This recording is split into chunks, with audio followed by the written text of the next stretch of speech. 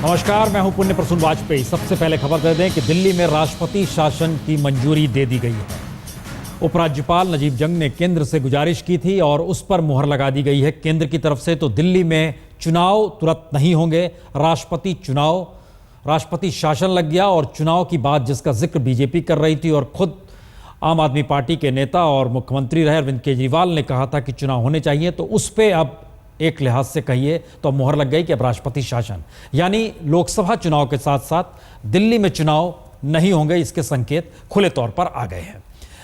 हम political stock exchange आपको लगातार दिखला रहे हैं और ये बतला दें कि दरअसल इस पॉलिटिकल एक्सचेंज को चूंकि हम हर हफ्ते कर रहे हैं तो सेंसेक्स हर का ऊपर नीचे होता है। हम पहले इसकी मेथोडोलॉजी आपको दिखला देते हैं कि मेथोडोलॉजी इसकी क्या रही। दरअसल ये 3 से 30 जनवरी के बीच में 28 राज्यों का सर्वे है, 17,643। ये मिडिल क्लास पकड़ी गई है इस बार, खासतौर से मध्यम वर्ग की सोच क्या है इस 3 जनवरी से 30 जनवरी के बीच में। अगर आज की तारीख में चुनाव हो जाए तो आइए उसे ही परखने की कोशिश करते हैं। और हम फटाफट, चूंकि हमारे साथ एक लंबा पैनल है जो कि मध्यम वर्ग के हिस्से और शहरी मिजाज को पकड़ने की इच्छा में, उसमें कई सवाल लगातार पूछे गए थे। हम यह भी बताएंगे कि क्या मिजाज पूरे देश का है। लेकिन सबसे पहले जो एक बड़ा सवाल लोगों के जहन में था इसमें है कि पीएम पद, लेकिन आइए उससे पहले हम एक चीज़ और आपको दिखलाते हैं। ये दरअसल ये स्थिति बताई गई है 1984 से कांग्रेस का अपना सेंसेक्स कैसे कैसे कहां किस रूप में चलते चला गया। 404 वो स्थिति थी जब राजीव गांधी का दौर था, लेकिन 1989 याद कीजिए वीपी सिंह आ गए, 1991 पीवी नरसिम्हा राव ऊपर पहुंचते हैं, लेकिन जेएम कांड वहीं पर हो जाता है। 96 संयुक्त मोर्चा की सरकार, 98 अटल बिहारी वाजपेयी 13 महीने, फिर 114 सीट मिली थी उस वक्त जब अटल बिहारी वाजपेयी की लगातार सरकार, और 2004 में लौटे थे 145 सीट के साथ, लेकिन ये बढ़कर 206 पर गया। यानी ये स्थिति बताती है कि किस तरीके से कांग्रेस कहां तक पहुंच गई। इसके ठीक उलट बीजेपी की स्थिति देख लीजिए, ये भी बड़ी महत्वपूर्ण है क्योंकि बीजेपी लगातार आगे बढ़ी नहीं या नीचे गिरी नहीं। 2 सीट से ये बीजेपी ने शुरुआत की थी, 2 से कहां पहुंचे थे 85, वीपी सिंह को समर्थन दे दिया था, हंगामा जबरदस्त देश में मचा था। 1991 120 सीट, लेकिन पीवी नरसिम्हा राव उस वक्त। 1996 संयुक्त मोर्चा 161 सीट। 1998 अटल बिहारी वाजपेयी आते हैं 13 महीने के लिए, 182 सीट के साथ समर्थन, लेकिन सरकार गिर जाती है। 1999 में यह आंकड़ा 182 पर ही रहता है, लेकिन गठबंधन का दौर बढ़ते चला जाता है और निकल के 138 पे। अब अगर 2009 के आते आते स्थिति और नीचे, लेकिन क्या ये स्थिति कहां 2014 में ले जाएगी, जरा मध्यम वर्गीय स्थिति को टटोलने की कोशिश हम करते हैं। इसलिए पहला सवाल, पीएम पद के लिए बेहतर उम्मीदवार कौन हो सकता है, इसको लेकर यह सवाल मिडिल क्लास से पूछा गया। हम खासतौर से आपको बता दें मिडिल क्लास का हिस्सा है। इसमें जो नाम निकल कर आए उसमें यह चौंकाने वाली स्थिति इसलिए है क्योंकि बहुत जबरदस्त अंतर है। आप 2 चेहरे देख रहे हैं, राहुल गांधी और नरेंद्र मोदी, लेकिन अंतर को देखिए जरा, कितना बड़ा अंतर है। ये एक तरफ 52% तो दूसरी तरफ 12%। लेकिन उम्मीदवार की रेस में इसके अलावे और भी कुछ नाम है। अरविंद केजरीवाल 16% के साथ है, लेकिन मनमोहन सिंह एक लिहाज से कहिए रिटायरमेंट के दौर में है, इसके बाद तो आएंगे नहीं, पीएम बनेंगे नहीं, इसलिए इनका आंकड़ा जो है सिंगल डिजिट में और नीचे आ गया। 12। दूसरा सवाल था तीसरे मोर्चे की तरफ से अगर प्रधानमंत्री पद के लिए किसे बेहतर माना जाए। दावे हर कोई कर रहा है अपने अपने तौर पर। मुलायम सिंह, मायावती, बड़े कम 5-8% में चीजें अटकी। इसका मतलब है जबरदस्त एक लिहाज से रस्साकशी है आप इन चेहरों। लेकिन इस पूरे दौर में देखिए केजरीवाल को अगर जैसे ही लेके आ जाता है तो ये 26% हो जाते हैं। इसका मतलब है तीसरे मोर्चे की अगुवाई करने के लिए क्या इन्हें कैंडिडेट मिल सकता है, या अगर केजरीवाल यही कहते रहेंगे कि सभी चोर सभी भ्रष्ट हैं तो फिर साथ कौन खड़ा होगा। तीसरा सवाल इसी के साथ था कि कांग्रेस की तरफ से बेहतर पीएम कौन हो सकता है। एक तीसरा नाम था कांग्रेस की तरफ से राहुल गांधी 41%, सोनिया गांधी देखिए कितना कम की स्थिति आई। इसका मतलब एक है कि राहुल गांधी के लेकर एक सहमति कांग्रेस के भीतर ही नहीं बाहर भी कांग्रेस के से निकल कर, राहुल गांधी ने खुद भी इसका जिक्र किया है। मनमोहन सिंह तो 13% पे आ गए। ये सारी परिस्थिति बतला रही है आपके स्क्रीन पर कि राहुल गांधी कांग्रेस के भीतर टॉप पर है। एक सवाल और है कि दरअसल आपसे आम आदमी पार्टी से नुकसान किसे होगा, ये हम जरा आपको दिखलाते हैं कि आम आदमी पार्टी से नुकसान किसे होगा। ये बड़ा महत्वपूर्ण है क्योंकि एक नए नेता के तौर पर केजरीवाल की मौजूदगी अगर इस सर्वे के जरिए आ रही है तो ये जरा समझिए। दोनों को नुकसान हो रहा है, कांग्रेस को 47%, बीजेपी को 43%। इसका मतलब है कि बहुत कम रेंज है। ये सवाल जो बार बार था कि केंद्र में कांग्रेस है, दिल्ली में कांग्रेस थी, नुकसान उसे, जी नहीं, नुकसान बीजेपी को भी। और तीसरे मोर्चे को महज 3% का नुकसान है, यानी छत्रपों की मौजूदगी अपने तरीके से बरकरार रहेगी। अब ये एक बड़ा सवाल यहां पर खड़ा हो रहा है कि क्या वाकई नेता, तमाम पार्टियों के नेता इसे मानते हैं? गोपाल राय जी, क्या आप मानते हैं कि आम आदमी पार्टी की मौजूदगी हर राजनीतिक दल के वोट बैंक में सेंध लगाएगी? निश्चित तौर पर देखिए, आम आदमी पार्टी का जो उत्सर्ग हुआ है, आम आदमी पार्टी जो भारतीय राजनीति के पटल पर आई है, उसमें खास तौर से कांग्रेस और भाजपा की जो परंपरागत नीतियां रही हैं और उनकी जो पूरी लीडरशिप है, उसकी जो नियत है, नीतियां और नियत के विक्षोभ से पैदा हुई जो आशा की किरण है, वो आम आदमी पार्टी। गोपाल जी, छत्रपों को क्यों नहीं छुपा रही आम आदमी पार्टी? क्योंकि हमने देखा 3% सिर्फ तीसरे मोर्चे के दलों को छूने की स्थिति में है। छत्रपों को क्यों नहीं छुपाएगी आम आदमी पार्टी? देखिए, मुझे लगता है कि सवाल पे निर्भर करता है। कांग्रेस भाजपा एक राष्ट्रीय पार्टियां हैं और उनके विकल्प के रूप में एक आम आदमी पार्टी पैदा हुई है राष्ट्रीय फलक पे। अगर आप अलग अलग राज्यों में अलग अलग पार्टियों के नाम से अगर सवाल करें तो शायद लोगों का जवाब साफ आ पाएगा। तीसरे मोर्चे को लोग अपने आप में किसी घटक के रूप में या किसी शकल के रूप में देख पाना आज की तारीख में लोगों को मुश्किल है। जी रविदास जी, एक चीज बताइए, समाजवादी पार्टी के नेता मुलायम सिंह बार बार जिक्र कर चुके हैं कि तीसरा मोर्चा आए तो वो प्रधानमंत्री पद की दिशा में बढ़े, लेकिन हम जो सर्वे मिडिल क्लास का निकाल के लाए हैं उसमें तीसरे मोर्चे में सबसे, हमने आम आदमी पार्टी को भी तीसरे मोर्चे में रख दिया, उसमें सबसे ज्यादा केजरीवाल के समर्थन में क्यों स्थिति आ रही है बार बार? देखिए, यूपीए की सरकार सारे मोर्चों पर असफल हो गई है। देश में जनता परिवर्तन चाहती है और एक बहुत बड़ा वर्ग ये चाहता है कि यूपीए की सरकार हटे, लेकिन भारतीय जनता पार्टी सरकार न बनने पाए। हम लोगों का प्रयास ये है कि पूरे देश में जो क्षेत्रीय पार्टियां हैं, वो सारी क्षेत्रीय पार्टियां मिलकर के एक नई शक्ति का उदय होगा और तीसरा मोर्चा बनेगा। एक कोई लीडर का नाम बता सकते हैं रविदास जी, जो आप जो विकल्प देंगे तीसरे मोर्चे का, कौन लीडर होगा? कोई एक नाम लिया जा सकता है? देखिए, माननीय मुलायम सिंह जी को हम लोग चाहते हैं कि तीसरे मोर्चे के नेता हों। सबसे अधिक उनका अनुभव है, कई बार प्रदेश के मुख्यमंत्री रहे हैं, केंद्र में रक्षा मंत्री रहे हैं और सबसे बड़ी पार्टी के रूप में देश के अंदर समाजवादी पार्टी आएगी तीसरे मोर्चे में। तो मोहम्मद सलीम, एक मिनट, आप जिस बात का जिक्र कर रहे हैं उसमें अकेले तो आप आएंगे नहीं, आपको गठबंधन चाहिए। वामपंथियों का एक बड़ा गुट या कहें सबसे बड़ा गुट आएगा। हम जोड़ लें, हम आप क्षेत्रीय पार्टियां मिलकर के एग्जैक्टली तीसरा मोर्चा बनाएंगी। हम जरा वामपंथी को भी जोड़ लेना। मोहम्मद सलीम साहब, जिस तरीके से वामपंथियों का गठबंधन दक्षिण में हुआ, तमिलनाडु में हुआ जयललिता के साथ, लेकिन एक नेता उभर कर नहीं आ रहा है कि अगुवाई कौन करेगा, और इसमें मामला उलझ कर रह जाता है। क्या यही सबसे बड़ा संकट है तीसरे मोर्चे का कि लीडर कौन हो, या कोई और संकट है? ये आपका उलझन है या मीडिया का उलझन है या कॉर्पोरेट वर्ल्ड का उलझन है? ये हमारे लिए उलझन नहीं है, ना तो देश की जनता के लिए उलझन है। संसदीय लोकतंत्र में आपको मालूम होना चाहिए, हम प्रधानमंत्री या मुख्यमंत्री या राष्ट्रपति नहीं चुनते हैं। आप राष्ट्रपति शासन के पक्ष में पक्षधर हो सकते हैं, लेकिन अभी हमारे संविधान में ऐसा संशोधन नहीं हुआ है। लेकिन आप विकल्प जनता को जो हम कह रहे हैं कि तीसरा विकल्प मोर्चा भी नहीं, जो गैर कांग्रेसी और गैर भाजपा एक रास्ता निकलना चाहिए। वहां हम कुछ नीति की बात कर रहे हैं, लेकिन ये नापसंद है मीडिया को, वो नेता की बात कर रहे हैं, चाहे वो नहीं, हम नहीं कर रहे हैं। सलीम साहब, मुलायम सिंह ने 3 सभाओं में कहा, जयललिता ने 2 बार दोहरा दिया, हमने कहा नाम लिया, उन दोनों ने नाम लिया। नहीं, मैं जो कह रहा हूं, चर्चा का विषय देश के पास ये नहीं है कि नेता की कमी है। चर्चा का विषय इसलिए है कि भ्रष्टाचार क्यों, ऐसे कैसे रोका जाए, महंगाई क्यों हो रहा है, उसे कौन रोकेगा, कैसे रोका जाएगा, बेरोजगारी क्यों है, और इसलिए हम क्या कहते हैं, राजनीति जो है उसमें कुछ नीति की बात होना चाहिए। आप सिर्फ राज कार्य कौन करेगा वो लेके व्यस्त हैं। ओके, केसी त्यागी साहब, क्या जनता दल यूनाइटेड भी ये सोचती है कि विकल्प के तौर पर नेता का नाम देना जरूरी नहीं है? बिल्कुल नहीं, बिल्कुल नहीं है, कभी ऐसा नहीं हुआ है। आपको मालूम होना चाहिए। हम जरा एक मिनट, हम जनता दल यूनाइटेड को भी जोड़ लेते हैं। सलीम साहब, केसी त्यागी साहब भी जुड़े हुए हैं। केसी त्यागी साहब, क्या नेता का नाम लेना जरूरी नहीं है आपकी? अब आइए। हाँ, नेता का नाम लेना जरूरी नहीं है केसी त्यागी साहब तीसरे मोर्चे में? लीडर कौन होगा? हाँ, कर दीजिए प्लीज।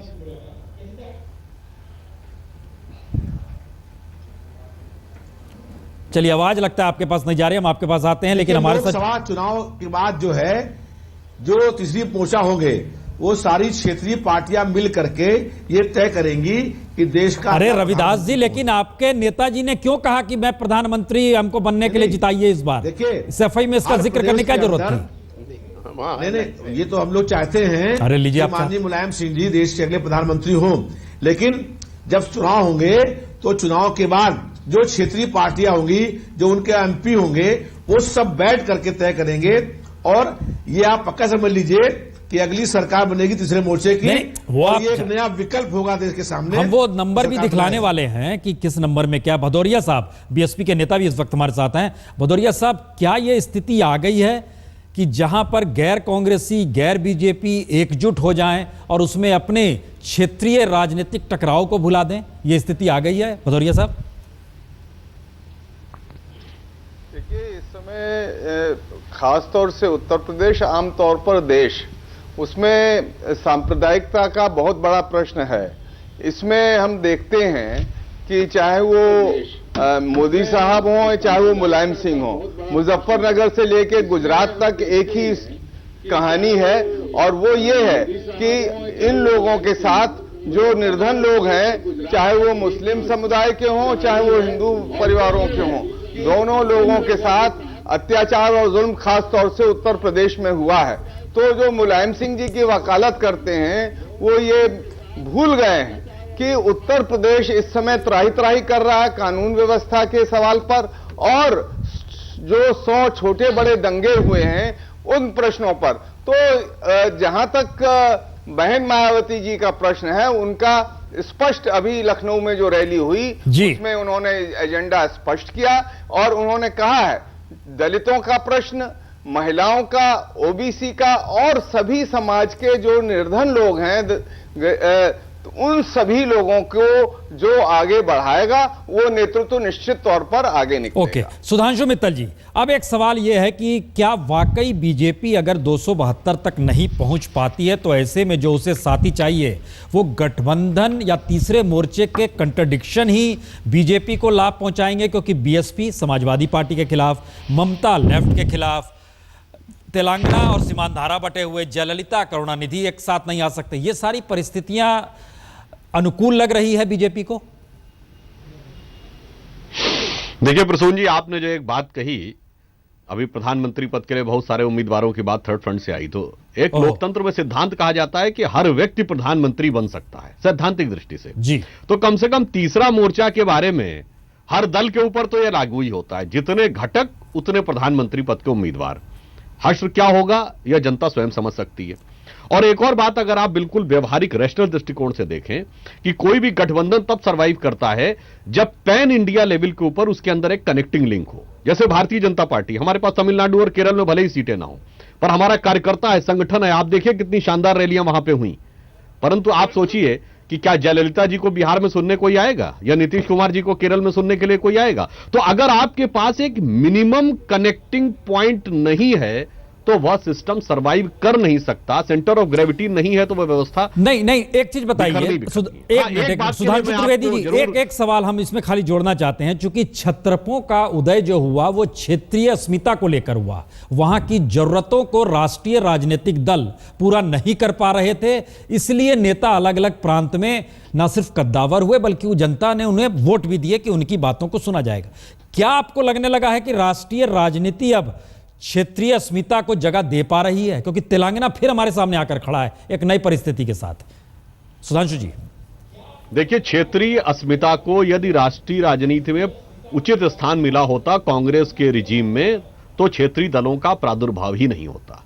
वह क्षेत्रीय व्यवस्था या क्षेत्रीय भावनाओं को नहीं स्थान दिया गया, इसलिए क्षेत्रीय नहीं तो फिर अटल बिहारी वाजपेयी के दौर में आप लोग को सिर्फ 182 सीटें थी, 22 दलों का साथ था आपके साथ। उस समय भी क्षेत्रीय दल थे, जबकि अटल बिहारी वाजपेयी 1998 में। मैं उसी बिंदु पे आ रहा हूं जी, मैं इसीलिए उसी बिंदु पे आ रहा हूं। पर जब राष्ट्रीय परिप्रेक्ष्य में कोई निर्णय लेना होता है तो वही तब क्षेत्रीय दल यदि किसी राष्ट्रीय दल के साथ तदात्म्य में हैं तो वह राष्ट्रीय हितों के अंदर बेहतर काम कर सकते हैं। मैं एक उदाहरण देता हूं, तमिलनाडु का विषय है। आज श्रीलंका के विषय के ऊपर तमिलनाडु में यह भावना है कि श्रीलंका के खिलाफ कड़े से कड़ा स्टैंड भारत सरकार को लेना चाहिए। अब परंतु यदि कड़े से कड़ा स्टैंड भारत सरकार ले ले तो पूरा श्रीलंका चाइना की गोद में जाके बैठ जाएगा। तो ये लेना चाहिए नहीं लेना चाहिए तब हो सकता है जब क्षेत्रीय दल और राष्ट्रीय इंटरेस्ट हम इसका एक दूसरा रूप, चूंकि भारतीय आपने जो बात कही क्षेत्रीय जरूरत के मद्देनजर, केसी त्यागी साहब अब हमारी आवाज आप तक आ रही है? जी आ रही है। हाँ त्यागी साहब, एक बड़ा सवाल है कि राष्ट्रीय राजनीति करने वाले राजनीतिक दल पहली बार अगर ये कह रहे हैं कि पूरे देश में उनकी आवाज गूंज रही है, तो हमारा सवाल यह है कि आपने राष्ट्रीय राजनीतिक दल का साथ एक व्यक्ति को लेकर छोड़ा है, तो क्या आपको लगता है कि देश की राजनीति या सियासत किसी एक व्यक्ति को मुद्दा बनाकर राष्ट्रीय मुद्दे इस बार भारी पड़ने लगी है? कुछ ऐसी स्थिति है त्यागी साहब? प्रसन्न जी, जो हमारे मित्र सुधांशु जी कह रहे हैं उसमें एक अंतर विरोध तो ये है कि जो क्षेत्रीय अस्मिता के नेता थे, चाहे उमा भारती थी, चाहे कल्याण सिंह जी थे, चाहे येदियुरप्पा जी थे, और चाहे ये मानेंगे नहीं, और चाहे अपने नरेंद्र मोदी जी थे, तो ये स्वायत्त हो गए थे अपने अपने राज्यों में।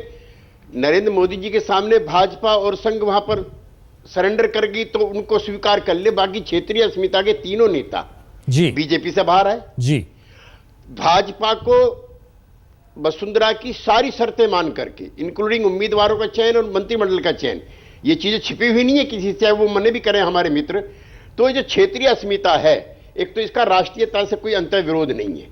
क्षेत्रीय अस्मिता के जो दल हैं वो राष्ट्रीय सवालों पर भाजपा और कांग्रेस से कम संवेदनशील नहीं है, चाहे तमिल प्रॉब्लम हो, चाहे टेररिज्म हो, त्यागी साहब जिसका जिक्र आपने किया, हम इसका एक दूसरा चेहरा भी जानना चाहते हैं। एनसीपी मौजूद है, चूंकि उनके प्रवक्ता भी इस वक्त हमारे साथ जुड़े हुए हैं। नरेंद्र जी एक बात बताइए, एनसीपी को किस रूप में आप देखते हैं? राष्ट्रीय पार्टी, राष्ट्रीय मुद्दा, या क्षेत्रीय तौर पर, क्योंकि वो शिवसेना एक क्षेत्रीयता का बोझ लिए हुए वहां पर, आप क्षेत्रीय खुद को मानते, किस रूप में देखते हैं आप एनसीपी को? नरेंद्र जी। प्रसून जी, इस देश में अगर आप देखो पिछले 20 सालों में जो सरकारें देश में बनी हैं वो क्षेत्रीय दलों की मदद से बनी हैं। आप क्षेत्रीय दलों को नजरअंदाज नहीं कर सकते।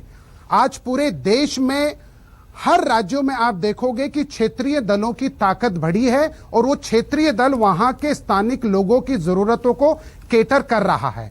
तो हमें आज उन्हें नजरअंदाज नहीं किया जा सकता। एक, जब देश 16वीं लोकसभा के सामने दहलीज पे खड़ा है, कगार पे खड़ा है, उस वक्त ये कहना कि तीसरा फ्रंट या यूपीए थर्ड को मौका मिलेगा, ये एनडीए को मौका मिलेगा।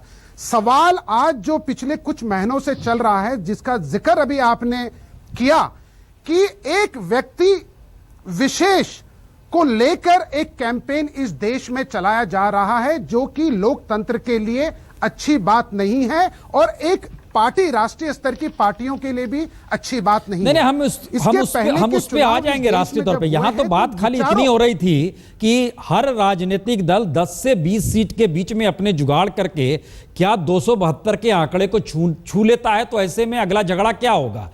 पॉलिटिकल स्टॉक एक्सचेंज में सेंसेक्स वाकई ऊपर नीचे हो रहा है, क्योंकि सर्वे में जो तस्वीर आई है वो वाकई चौंकाने वाली है। लेकिन आइए पहले हम बता दें दरअसल इसकी मेथोडोलॉजी क्या है, किस तरीके से ये सब कुछ किया गया है। दरअसल ये 8 फरवरी और 14 फरवरी यानी इसी हफ्ते, ये दूसरे हफ्ते की बात है जो भी उसमें है, और इसमें 1500 लोगों से बातचीत की गई है। सैंपल उन्हीं का है। हम जरा आपको दिखलाते हैं कि हम दरअसल 2 हिस्सों में इसको हमने बांटा है। एक में सिर्फ कांग्रेस और बीजेपी, कांग्रेस, बीजेपी और अदर्स, कितने फीसदी वोट इनके हिस्से में आते हैं। ये देखिए, ये एक सर्किल है, पाई बन रहा है, जिसमें बीजेपी 33%, लेकिन अदर्स 47% कांग्रेस 20%। इस अदर्स से हटकर एक दूसरा पाई हम दिखलाते हैं। इसमें दरअसल हमने अदर्स से हटाकर यूपीए और एनडीए और अदर्स को लिया है। इस पाई में देखिए, ये बड़ा महत्वपूर्ण है क्योंकि यूपीए 22% वोट पर आ रहा है, 20 से 22 हो गया, यानी 2% अदर्स के आगे। एनडीए 36% और अदर्स के हिस्से में 42%। और अगर इसे सीटों में बदल दिया जाए तो क्या स्थिति बनती है? ये अपने तरह की बहुत चौंकाने वाली स्थिति है, क्योंकि कांग्रेस अपने राजनीतिक इतिहास के लोएस्ट पायदान पर है, सिर्फ 89 से 99 के बीच में, 79 से 99 के बीच में, यानी 100 के आंकड़े को भी नहीं छू पा रही है। वहीं बीजेपी को ध्यान दीजिए, 182 सीट पर अटल बिहारी वाजपेयी सरकार बनाए थे, लेकिन इसमें न्यूनतम रेंज सिर्फ बीजेपी का है 192 से 212। ये सिर्फ बीजेपी और कांग्रेस की सीटें हैं। इसको अगर हम यूपीए और एनडीए और अदर्स में अगर कन्वर्ट करते हैं तब आप देखिए इस हिस्से में, यूपीए के हिस्से में 91 से 117 बहुत ही छोटा आंकड़ा है ये। एनडीए दूसरी तरफ 200 के आंकड़े को पार कर रहा है, 217 से 237 तक की स्थिति। पिछले हफ्ते की तुलना में ये एक ऐतिहासिक बढ़त मिल रही है। और अदर्स पीछे आ गया है, जो पिछले हफ्ते थे 205 से 225 तक की स्थिति में। हम आपको एक दूसरा ग्राफ दिखलाते हैं जिससे और चीजें साफ होंगी कि बीजेपी और कांग्रेस के बीच में किस तरीके की लड़ाई चल रही है और ऊपर नीचे कैसे कैसे ये ग्राफ होते चला गया है। और ये तस्वीर जो है हमने 2009 से नतीजों से ली है, जिसमें उड़ान भरी थी कांग्रेस ने, वो कहां पहुंच गई थी। लेकिन गिरते गिरते आप देखिए 209 था वो, गिरते गिरते कहां 101 पर आ गई 2014 में। अभी ये सर्वे है 2014 का, 212 इससे पहले था। लेकिन बीजेपी दूसरी तरफ देखिए वो किस तरह से नीचे से बढ़ते हुए ऊपर जा रही है। ये दो बीजेपी और हमने कांग्रेस का हिस्सा लगाया था और ये फासला लगातार बढ़ रहा है, क्योंकि पिछले हफ्ते की तुलना अगर इससे कर रहे हैं तो हम उसमें नई चीज देख रहे हैं कि एक ऐतिहासिक सबसे निचले पायदान पे इस वक्त कांग्रेस इस सर्वे में खड़ी है, जो कि जाहिर तौर पर ये कांग्रेस के लिए एक ऐसी स्थिति है जिसमें 2 महीने का ही वक्त बचा है, सही मायने में कहें तो, और इस महीने के आखिर में नोटिफिकेशन भी हो जाएगा। मोहम्मद सलीम साहब, जो स्थिति बन रही है उसमें पहला सवाल इसलिए आपसे क्योंकि हमने जो सर्वे कराया उसमें वामपंथियों का ही चंक है जो सबसे ज्यादा तीसरे मोर्चे या अन्य राजनीतिक दलों में 30+ पे आ रहा है। बाकी कोई राजनीतिक दल 30+ पे नहीं आ रहा है, जो छत्रप है, जो तीसरे मोर्चे। क्या इस बार ऐतिहासिक भूल नहीं होनी चाहिए? लगता है कि वामपंथियों को भी अपना नेता को सामने लाना चाहिए कि देखिए इनके लीडरशिप में हम लोग सरकार बनाएंगे, या तीसरे मोर्चे की स्थिति अगर बन जाती है तो। सलीम साहब। धन्यवाद प्रसून। कम से कम पिछले 1 साल से जो नमो और रागा हो रहा था, आलाप हो रहा था, ये नमो और रागा के अलावा भी गैर कांग्रेसी, गैर बीजेपी, चाहे छत्रप बोलो, एक सेक्शन है और वही मजबूती से है। उसमें कितना मजबूती प्रदान किया जाएगा, वो वामपंथी अपने कितने संख्या बढ़ा पाएंगे, अपने जो बेस है वहां से। और दूसरी बात है कितने राजनीतिक दल को जो मुद्दे हैं उस मुद्दे के आधार पर नजदीक ले आ पाएंगे, इस कोशिश के ऊपर निर्भर है। हम कोई ऐतिहासिक भूल नहीं कर सकते क्योंकि आज देश ऐसी स्थिति में है जहां वो चौराहे पर खड़े होकर के रास्ता टटोल रहे हैं और लोग कांग्रेस और बीजेपी दोनों से उब गए हैं। जिसको जहां जो मिल रहा है वो उनको अपना रहे हैं और हम समझते हैं वो एक नीति के आधार पर होना चाहिए, किसी के मुखौटा या चेहरे के आधार पर नहीं होना चाहिए। इसमें कोई गिमिक नहीं है, कोई प्रचार नहीं है, टेलीविजन में बहुत ज्यादा इश्तेहार नहीं मिलेगा और ना ही तो कॉर्पोरेट इंडिया उसको लेकर के हलचल मचाएंगे। लेकिन जनता अपने रास्ता ढूंढ लेगी और जनता अगर रास्ता ढूंढेगी उसमें जनता के मुद्दे को लेकर के वामपंथी बेशक उस रास्ते को ढूंढने में और इकट्ठा करने में मदद करेंगे। हम सीमेंट का काम करेंगे। बिल्कुल सलीम साहब, आपने अच्छी बात कही, इस बार ऐतिहासिक भूल नहीं होगी। रविदास मेहत्रा जी, समाजवादी पार्टी के नेता चाहे पीएम बनना चाहते हो लेकिन तीसरे मोर्चे में उनका नंबर तीसरा ही आ रहा है। वामपंथी ग्रुप सबसे ऊपर नजर आता है, उसके बाद जयललिता नजर आती हैं और फिर मुलायम सिंह।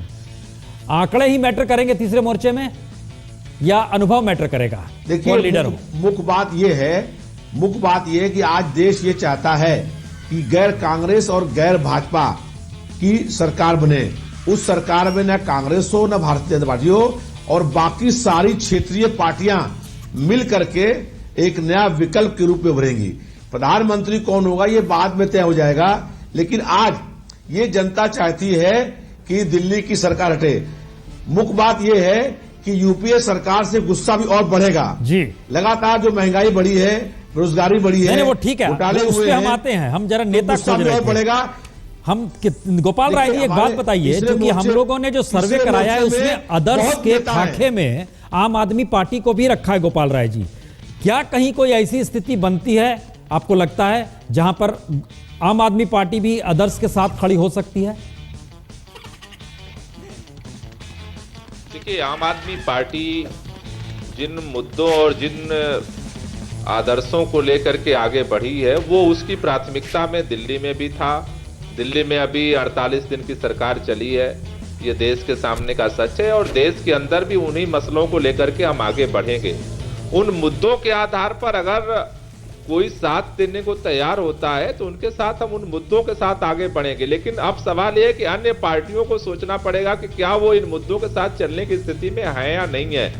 तो व्यक्ति और पार्टी की जगह वो मुद्दे और वो संस्कृति, जो नई राजनीति जो देश की जनता चाहती है, जी। वो हमारी प्राथमिकता में होगा और उसके आधार पर कोई भी बात और कोई भी साथ बन सकता है। नरेंद्र वर्मा जी, एनसीपी क्या कांग्रेस से निकल भी सकती है? आप लोगों ने कभी ऐसा सोचा है?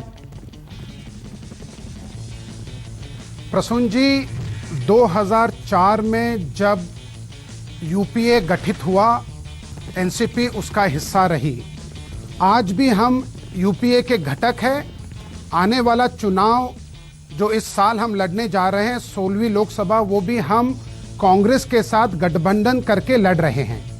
अब इसके जो सवाल ही नहीं उठता कि आज की जो परिस्थिति है, इसमें जो प्रश्न आपने किया, लेकिन जो चुनाव के नतीजे आएंगे, चुनाव के नतीजों के बाद एनसीपी के जो विकल्प है वो हमारे खुले हैं। मैं आपको एक बात बता दूं प्रसून जी, कि अभी ये बात हो रही है, मैं आप लोगों को सुन रहा था कि थर्ड फ्रंट उभर के आ रहा है या एनडीए उभर के आ रहा है, प्रधानमंत्री के उम्मीदवार पे चर्चा हो रही है, लेकिन एनसीपी चाहती है कोई भी यहां स्थिर सरकार। जो स्थिर सरकार कौन इस देश को देने जा रहा है? आपने देखा है पिछले कुछ सालों में जब जब तीसरा फ्रंट उभर के आया और वो सरकार ने अपना कार्यकाल भी पूरा नहीं किया। इस देश के लिए, देश की जनता के लिए स्थिरता बहुत अहम है और एनसीपी आने वाले दिनों में इस चीज को अहम मुद्दा बनाएगी कि भाई स्थिर सरकार इस देश को देना भदौरिया साहब, बहुत जरूरी आपको है। लगता है कि बीएसपी आने वाले वक्त में बाहर से कांग्रेस को समर्थन देने की परंपरा से आगे निकलने की सोच सकती है? देखिए, अभी हम लोगों ने किन्हीं विशेष परिस्थितियों में जो सांप्रदायिकता का बहुत बड़ा प्रश्न देश के सामने है, उसको लेकर कुछ निर्णय लिए थे, पर अब आने वाले दिनों के अंदर हम लोगों की जो समझ है, नीति है, उसके अनुसार बहन मायावती जी बहुजन समाज पार्टी की रणनीति चुनाव की रखेंगी और उसी पर चुनाव लड़ा जाएगा। अब उसके बाद जो तमाम तरह के आपने आंकड़े प्रस्तुत किए हैं, उसमें आप ये दिखा रहे हैं ना तो एनडीए को बहुमत है, ना यूपीए को बहुमत है, ना ही तथाकथित मुलायम सिंह जिसमें है उनको बहुमत है। तो बहुमत जब किसी को नहीं है तो चुनाव के परिणाम आने दीजिए और उसमें हम इसीलिए हर हफ्ते सेंसेक्स को टटोल रहे हैं भदौरिया साहब, हम एक्चुअली इसीलिए हर हफ्ते टटोल रहे हैं कि किधर से क्या आंकड़े जा रहे हैं। त्यागी साहब, एक चीज बताइए, क्या नीतीश कुमार बिहार छोड़कर दिल्ली आने की स्थिति में आ सकते हैं? त्यागी साहब, क्या ऐसी परिस्थितियां बन सकती है कि वो बिहार छोड़कर दिल्ली आ जाएं? मैं प्रश्न, अगर आप मुझे इजाजत दें तो मैं आपकी जो बात अधूरी रहेगी थी उसको इसमें और जोड़ना चाहता हूं। जिन आंकड़ों का आप जिक्र कर रहे हैं उसमें यह पक्ष आपने छोड़ दिया कि अगर आम आदमी पार्टी को 5% वोट मिला तो 50 सीटें कम हो जाएंगी, अगर आम आदमी पार्टी को 10% वोट मिला तो 100 सीटें कम हो जाएंगी। तो ये सारी कॉन्स्टिट्यूएंसी जो मिडिल क्लास की है, उसका करप्शन, अनएम्प्लॉयमेंट और प्राइस राइज के अलावा कोई एजेंडा नहीं है। उसने communal tension, crime, national security, national disaster, Naxalism और लैक ऑफ मॉरलिटी पे 1% लोगों ने अपनी राय दी है जी। और जो कई क्रांतियों के जनक है उनका कहना था कि इस मिडिल क्लास का कोई भरोसा नहीं है, क्योंकि इसकी आवश्यकताएं, जरूरतें समय के साथ नहीं, वो ठीक आप कह रहे हैं, मिडिल क्लास का कोई भरोसा नहीं, वो आप सही कह रहे हैं। सुधांशु त्रिवेदी, एक चीज बताइए, हम एक नई चीज देख रहे हैं, बीजेपी अपने ऐतिहासिक उड़ान पर है,